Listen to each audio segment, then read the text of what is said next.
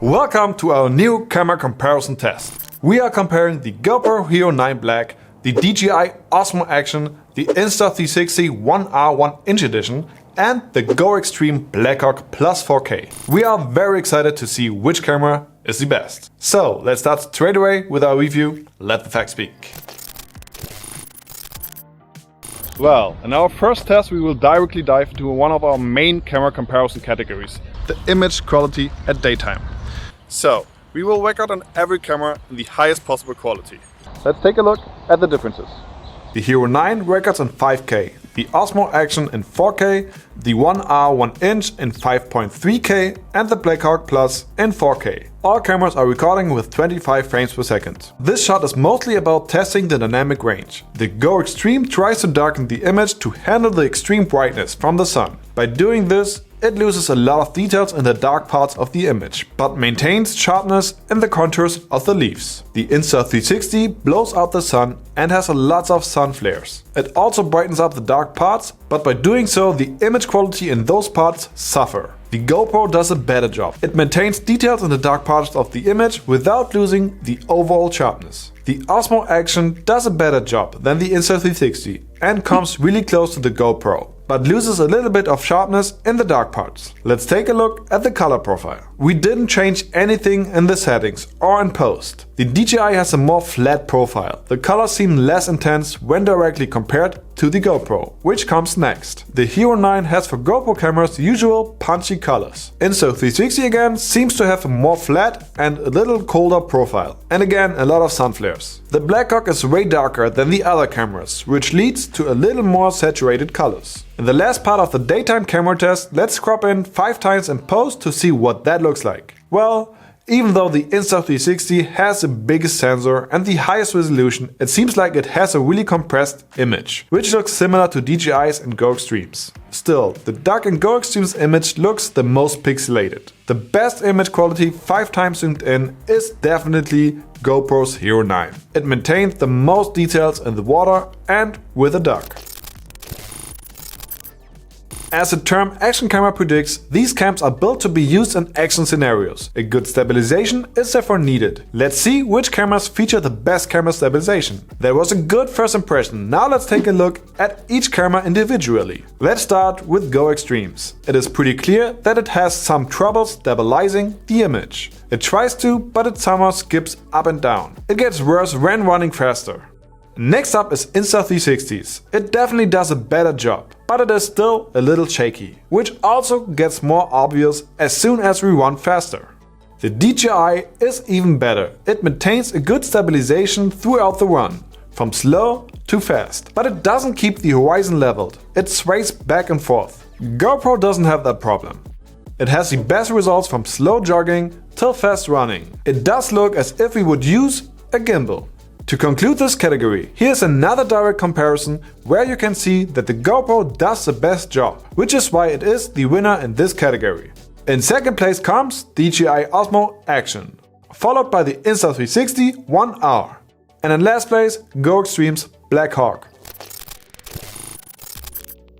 Hyperlapses are moving time-lapse videos. As this is a fun feature, we want to know which of the cameras is taking the best looking hyperlapse. As you can see, we started off extremely shaky, as if there's no image stabilization at all. The next hyperlapse is the exact opposite of the one before. Perfectly smooth with great coloring. This one is a little bit less smooth, but still pretty steady. And the last one has a little special up its sleeve, the motion blur feature. And here's the reveal. The GoXtreme was the shaking one from the beginning, and its colors also feel very unnatural. In comparison, the GoPro just looks great overall. The Osmo Action is not exactly as smooth, but still does a good job. And the Insta360 is the special one of the 4 candidates. Especially in the traffic, you can see the full potential of the motion blur feature. It is a feature that you can add on your smartphone via the Insta360 app or on your computer with the Insta360 Studio. We just think it looks amazing, and if you don't like it, just don't add it. And you will have the same quality as the GoPro.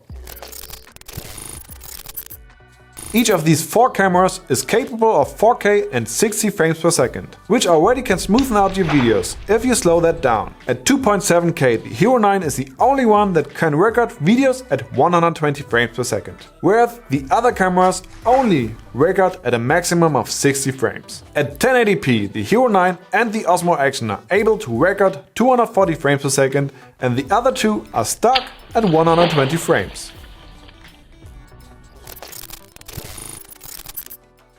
The low light capability on most action cameras is usually pretty bad, but it got better over the years. Let's find out how the cameras are handling a low light environment. As a setting, we chose our studio, which is a windowless room without any natural light. So the only source is going to be the key light. The cameras are all set to 4K 25 frames per second and auto low light, or whatever low light setting the camera came with. For the first test we set the key light to 10%, so the room is relatively dark. As you can see, the GoXtreme is by far the darkest of them all, and the Osmo Action is the brightest, but as a consequence also creates the most grain. The Insta360 and the GoPro both do pretty well in terms of lighting, but the Insta has the least grain and the GoPro is a little bit brighter. For the second test we went even further down and set the key light to only 1%, which means that we are basically sitting in pure darkness. This time the brightest one was the GoXtreme.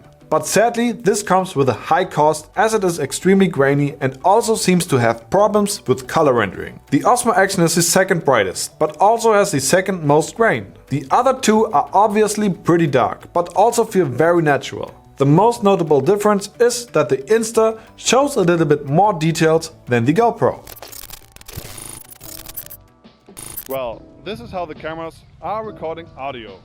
We will switch now between the cameras to see how differently they perform.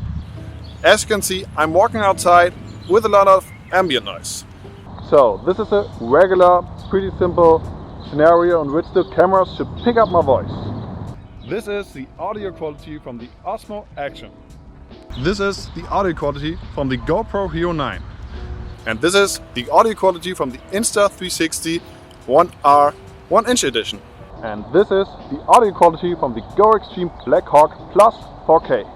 Let's start with the last place. We had to put the Black Hawk into its housing to have it protect against dropping, etc. But we used the open door frame. The sound quality is therefore really dull and overmodulated. DJI's sound is really quiet and seems far away, which is why it got into third place. Hero 9's sound is fuller and is pretty good, therefore second place. The Insta360 has, in our opinion, the best sound. My voice sounds really clear, which is why it is the winner in this comparison. Okay, as usual we have to take a look at the battery endurance. To test how long the cameras are lasting on a single charge, we were recording a 1080p video at 25 frames per second. We chose this setting to make them last as long as they can on a still acceptable resolution. By the way, both of the Hero 9's displays were turned on and the setting were changed at 100%. By the time we started recording, the GoPro already was at 91%. The first camera that turned off was the Insta360's 1R 1-inch edition. At 1 hour and 28 minutes the Black Hawk turned off. Again, 10 minutes later the Osmo Action shut down. And even though it powered 2 displays and started recording at 91%, the GoPro Hero 9 turned off 30 minutes later than the 1R 1-inch edition at 1 hour and 47 minutes. These cameras are mainly built to take videos. Let's take a quick look at how they take pictures. DJI seems to oversaturate its image and it has problems to have the main subject in focus. The GoPro also looks very bright, but it looks pretty good. Everything is in focus, good details in the shadows. It seems like the flower is too close for the Insta360, because it has also trouble focusing on it. Overall, it also looks very oversaturated. GoXtreme's image looks in focus, but also very dark. The colors of the flower have a nice strong orange. Let's take a look at another one. Again, DJI has problems to focus on the main subject. The rest of the picture looks well saturated and in focus. The GoPro managed to have the flower in focus, but the overall image looks a little bit too bright. But still, okay. The Insta360 has again trouble to have the flower in the foreground in focus. The rest of the picture looks great though. The Black Hawk again comes across with really dark shadows, and this time it didn't manage to focus on the subject. Next up are again some samples. DJI's images look well saturated with decent sharpness. The GoPro has the overall best sharpness and the best dynamic range, but tend to be a little bit too bright. The Insta360 also has a good dynamic range, but seems not as sharp as the DJI or GoPro. The Black Hawk again is way too dark when you compare the pictures to the other ones, and the white balance seems overall a little bit off. The GoXtreme and DJI's Osmo Action are around the same age. They were released 2 years ago. But the Black Hawk somehow seems older, and it kinda reminds us of the Hero 3 to 4. It has a display on the back, but it is unfortunately not a touchscreen, and it has a really bad resolution. The menu itself looks really old school pixely. You have to navigate through it with physical buttons you can find on the side and front. But it is the only camera with a tripod thread. Unfortunately, the camera is not waterproof without the housing that it comes with. With the housing, you are able to go up to 60 meters deep. The Osmo Action is, beside the Black Hawk, the smallest of the cameras.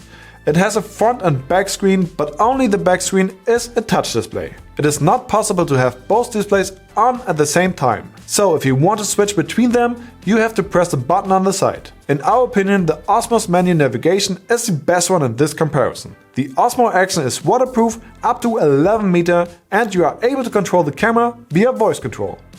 GoPro's Hero 9 camera is slightly bigger than the Osmo and GoXtreme, but not by much. It also has 2 screens, and as same as the Osmo Action, only the back one is a touch display. But it actually is able to have both turned on. One thing that we noticed is the really buggy and laggy menu navigation. Its reaction time is the worst. We were really confused, but after some research we found out that we were not the only ones that had these problems. It is actually possible to switch lenses, and there is an extra one available. The Max Lens mod maxes out the stabilization and the field of view. The Hero 9 is waterproof up to 10 meters, and it is also possible to control the camera via voice control.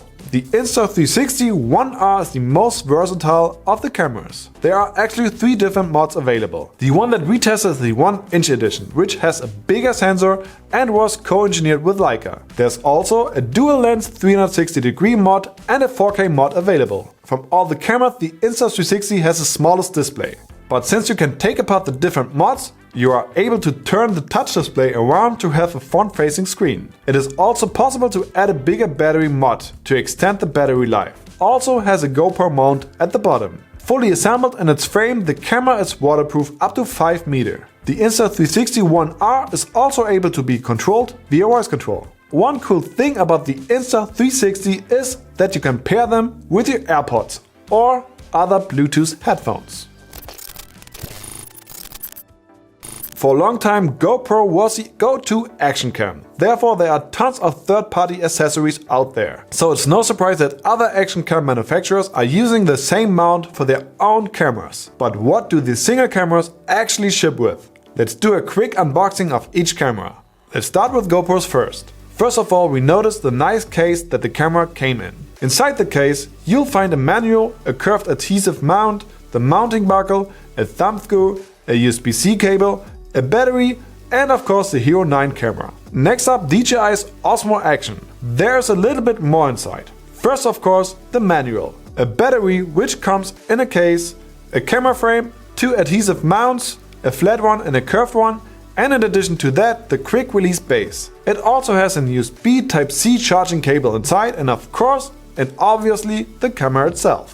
The most affordable camera in this comparison actually has the most accessories included. It has the usual accessories like the manual, the battery, a charging cable. By the way, it is the only one with a micro USB cable. And then there are 2 flat adhesive mounts, 2 extra adhesive pads, 2 mounting buckles, and 2 tripod screw mounts, 3 different links, a bike handlebar mount, 4 different straps, 4 cable ties, 1 safety metal wire, a housing with an extra drawer, and a microfiber cloth. That is quite a lot. Last but not least, the Insta360 1R 1-inch edition. It also comes with a manual, a battery, and an USB-C Type-C cable. Then there is the camera frame with a locking screw and a microfiber cloth. That is basically it. So in conclusion, the Black Hawk with its tons of added accessories is the winner in this category. Alright, this was a long one. Okay, so if we would rank them based on the price, the GoXtreme Black Hawk Plus 4K would be the winner in this comparison. But the price is only a side effect, which we note in this conclusion. Overall, the Black Hawk got into 4th place. But still, if the price is an important fact and you need tons of accessories, the camera is for you. In 3rd place in this comparison and with the highest price point came the Insta360. This camera gets bonus points for its hyperlapses, low light performance and audio quality. Other than that, it performed okay. We expected more. In 2nd place came DJI's Osmo Action. The fact that it got into 2nd place, even though it is already 2 years old, is amazing. It got everything you need in an action cam, and the price is also unbeatable. The winner is called the GoPro Hero 9. It got into 1st place in a lot of categories in this comparison. Hence, it won the 1st place. But we gotta mention again the very buggy and laggy menu navigation. It really is a pain to use. Hopefully they will fix that in the next generation. By the way, an update by DJI for their Osmo Action is long overdue, and it can only be exceptional. And as always, we hope that you enjoyed this video. And if you do so, give it a thumbs up and subscribe to our channel. Till then, take care and see you in the next one.